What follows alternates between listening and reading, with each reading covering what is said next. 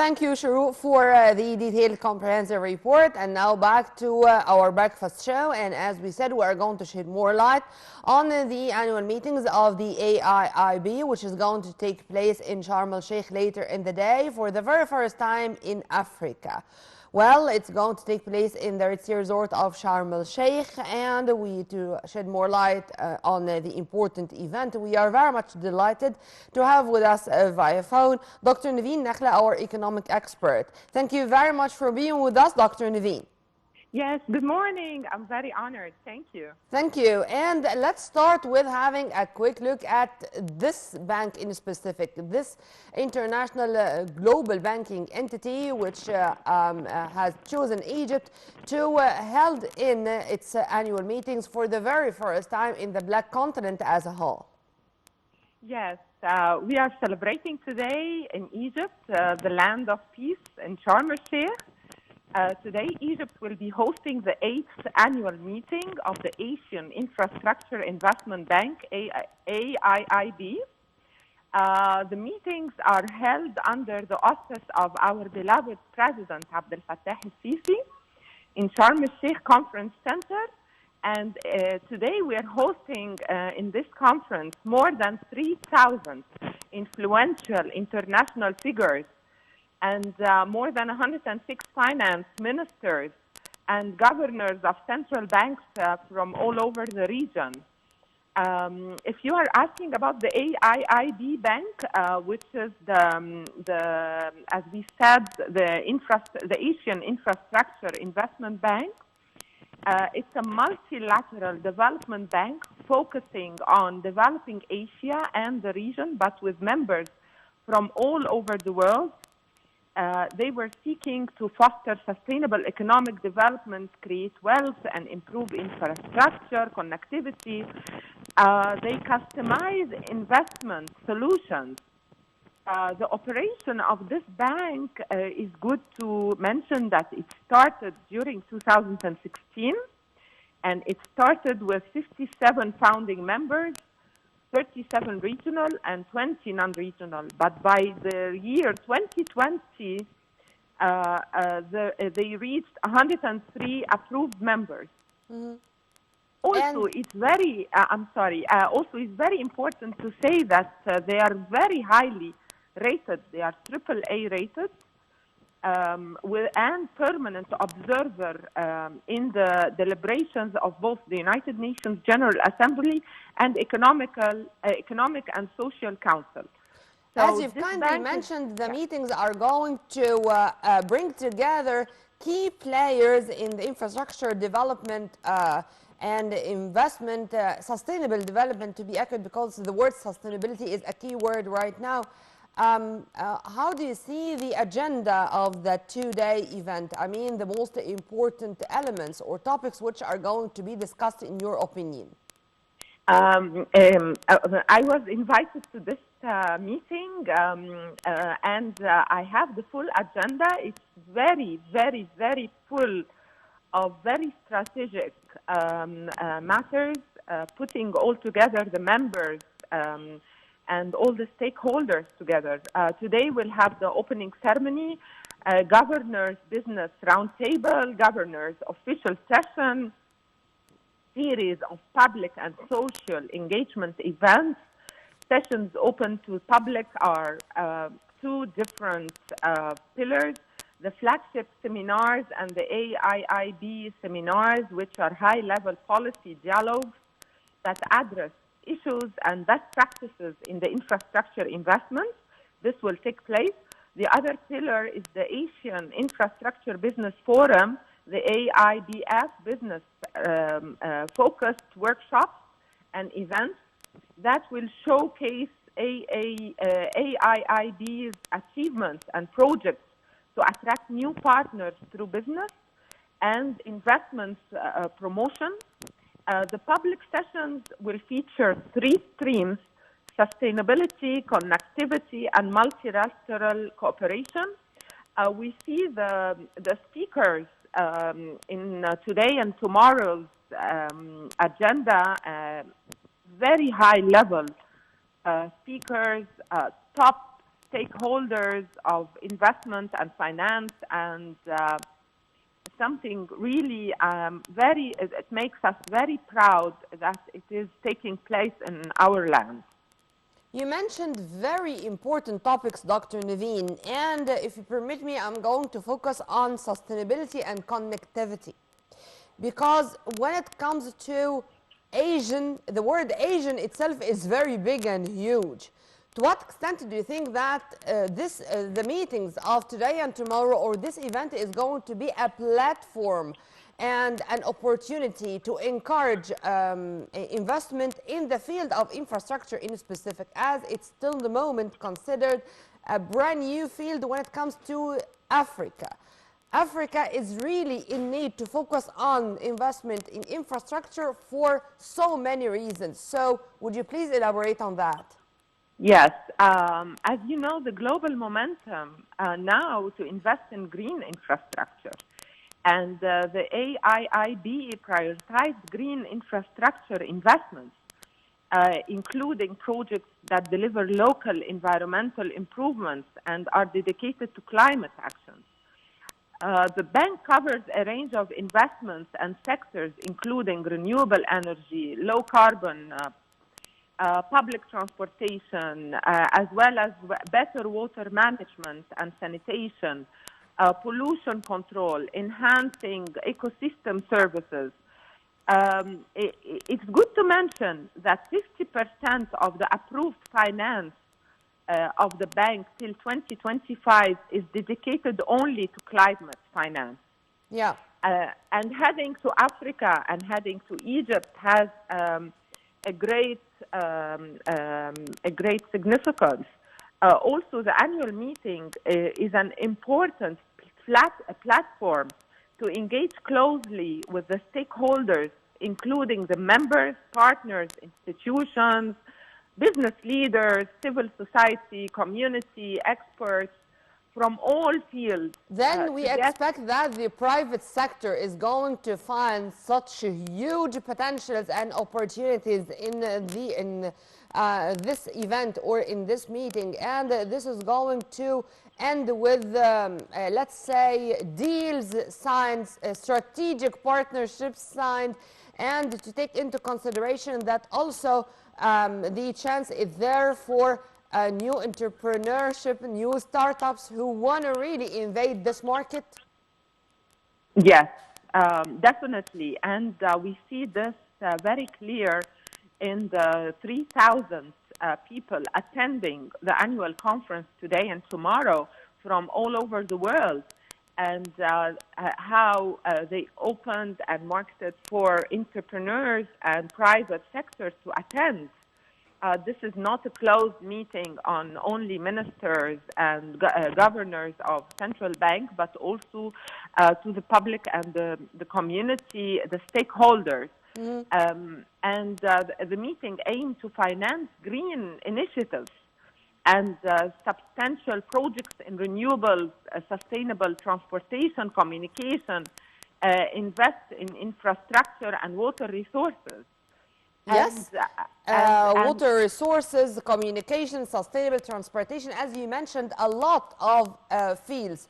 But I want to focus on them again, if you permit me, because many of the fields we mentioned are still brand new. And when it comes to Egypt, Egypt is prepared to be a renewable energy hub. And in many occasions, President Abdel Fattah al-Sisi tackled this topic in specific and spoke about green hydrogen as the fuel of the future. So how do you see these fields becoming a day after the other more attractive, whether for Egyptian or Arab investors or for foreign investors, and particularly here Asian investors? Yeah. First time to have this annual meeting held in Africa. And we see that this is very significant as well. Egypt, as an historically notable host of consecutive conferences, and choosing Sharm el-Sheikh is a fitting meeting place for the important matters to be discussed at the annual meeting. Finance infrastructure for tomorrow will foster sustainable economic development, create wealth, improve infrastructure connectivity, and contribute to global sustainability. Egypt joined the bank as a non-regional founding member in August 2016. Yeah. And Egypt is bridging between Asia and Africa, will allow the bank directly engage with more of its members in the region. This was my common question, Dr. Naveen, or my comment, and I want you to elaborate on that. Egypt is the gate to Africa, if I may put it this way. And Egypt is all the time that keen to say that by all means, Egypt is going to continue supporting our African allies in all domains, and particularly in achieving the sustainable development goals, whether 2030, I mean in the near future, or 2063 according to the AU agenda, if you want to elaborate on that too. Yes, I was going to link the two questions. Sorry, I didn't know that you are going to ask this No, later, you're reading my mind, by the way.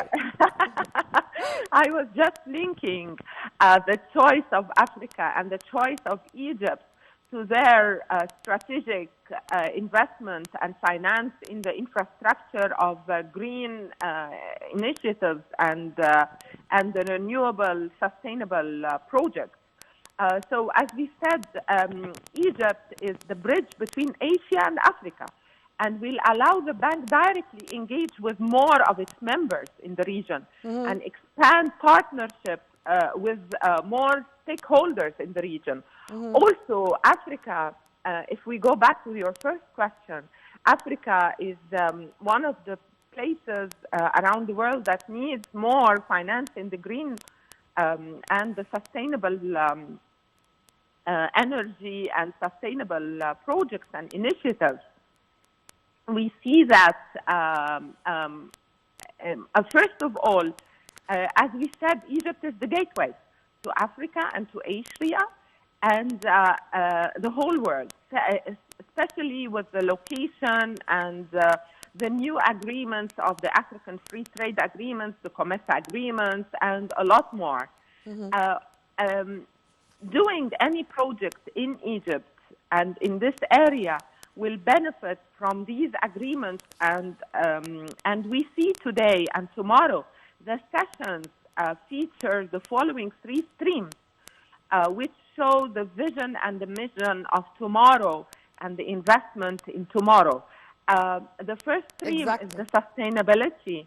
The second stream is the connectivity. The third one is the multilateral. If we dig deep in the sustainability, they are highlighting the conceptualization, development, and implementation of green and climate resilient infrastructure that is environmentally, socially, and financially sustainable, and in line with the AIIB's vision and mission. If we see the stream of connectivity, they are focusing on the improvement of infrastructure connectivity in Asia and beyond, reflecting the AIIB's core mandate of promoting regional cooperation to enhance connectivity and competition and productivity and growth. As we see the stream of multilateral cooperation, having this annual meeting in Egypt and in the Land of Peace in Sharm el-Sheikh, enhancing multilateralized, building partnerships and mobilizing capital, infrastructure development, and high international standards. Because of what you have said, Dr. Naveen, I don't know if you are going to agree with me on that or no. I feel that such events are such a big think tank, brainstorming sessions filled with innovative ideas. And this is the core of such events, that after the 2 days sessions, we are going to come up with very innovative ideas and to be all the time a win-win situation, whether for the private sector, for the public sectors, for Asia, for Africa, for the bank, for the stakeholders, you name it. Yes, it's true. And such gathering on round tables with these very strategic decision-making of the world of tomorrow, of finance, where to put the finance for tomorrow, for sustainable development and for the Vision 2030 and for a better world. This event will serve as a platform through which Egypt will also showcase its investment opportunities and capitalize on its strategic geographic location and position itself as a pivotal logistical hub for the whole region. Also, the meetings on the sidelines of the main event, sometimes they're even more important than the event itself. I mean, when we know that His Excellency Minister Mohammed Maït, Minister of Finance, is going to meet with his counterparts who are coming from many different Asian countries to participate in the important event. And this is a way to have such a wonderful marketing for Egypt, marketing for Sharm el-Sheikh as one of the most wonderful Red Sea resorts. I mean, it's going to be such a successful story in all its aspects. I mean, and the cooperation in various domains is going to be implemented or being fruitful on the ground, if you also agree with me on that. Yes, sure. And I want our dear viewers to follow the things that will come out of this meeting and to follow the coming future after this great annual meeting of the AIIB Bank. And also, if we see the round tables with more than 106 ministers of finance and governors of central banks of the region getting together, putting strategic plans and putting the vision and mission into action plans and initiatives, we will see a lot of initiatives will come out from this great gathering in our land, and we are very proud that it's taking place in the land of peace. In Sharm el-Sheikh. And we are speaking about long-term plans, short-term plans. I mean, this is going to be, inshallah, such a story of success on our land, as you've kindly mentioned, Dr. Naveen. As usual, I enjoyed our discussion, and I hope next time you are going to be our guest live here in the studio to continue with analyzing such important events taking place in Egypt on our land. We were very much delighted to have with us via phone Dr. Naveen Nakhla, our economic expert. Right after the short break, we are going to return back with more, so stay tuned.